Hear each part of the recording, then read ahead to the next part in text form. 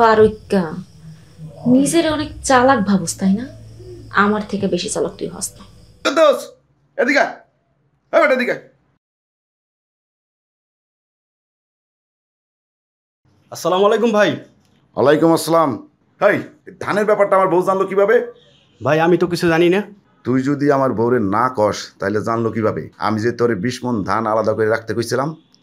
আমি তো রাখছিলামই ভাই, কিন্তু ভাবি আইসা কইল আলাদা করে রাখার দরকার নাই, সব ধান বিক্রি করে দাও। আমি যদি কোনোভাবে জানতে পারি যে এই ধানের ব্যাপারটা তুই আমার বউরে কয়ে দিছস তাহলে কিন্তু তোর খবর আছে। যা।